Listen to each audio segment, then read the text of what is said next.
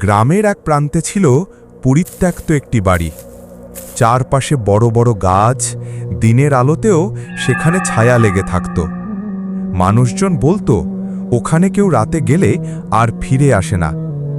রাতের বেলা গ্রামের কিছু তরুণ ঠিক করল কৌতূহল মেটাতে ওখানে যাবে। চারজন বন্ধু, রাকিব, হাসাম, শুভ আর মেহেদি, হাতে টর্চ নিয়ে তারা বাড়ির ভেতরে ঢুকল।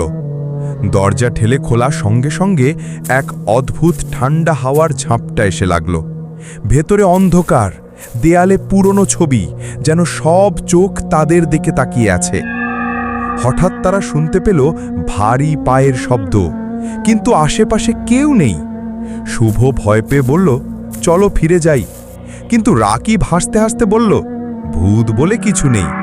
ঠিক তখনই সিঁড়ির ওপরে একটা সাদা ছাড়া মূর্তি দেখা গেল।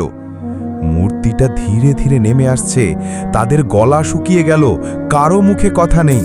ছায়াটা যত কাছে আসছে, টর্চের আলোয় দেখা যাচ্ছে রক্তমাখা মুখ, ফাঁকা চোখ।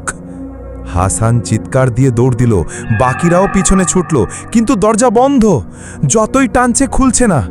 পেছনে তাকাতেই দেখা গেল ভূত তাদের একেবারে কাছাকাছি। মূর্তির মুখ থেকে আসছে ভেজা মাটির গন্ধ, সাথে কানে ফিসফিস শব্দ, তোমরা কেন এসেছো এখানে? ঠিক সেই মুহূর্তে সব আলো নিভে গেল, কেবল তাদের চিৎকার শোনা গেল গ্রামের বাইরে পর্যন্ত। পরদিন সকালে গ্রামবাসী গিয়ে দেখে বাড়ির দরজা খোলা, কিন্তু ভেতরে চারজনের কাউকে পাওয়া গেল না। শুধু 4টে টর্চ পড়ে আছে আর দেয়ালের রক্ত দিয়ে লেখা, এবার তোমাদের পালা। এরপর থেকে আর কেউ সেই বাড়ির দিকে যায়নি। গ্রামের মানুষ এখনো রাত হলে দূর থেকে ওই বাড়ির জানালায় অদ্ভুত আলো ছলকানি দেখতে পায়।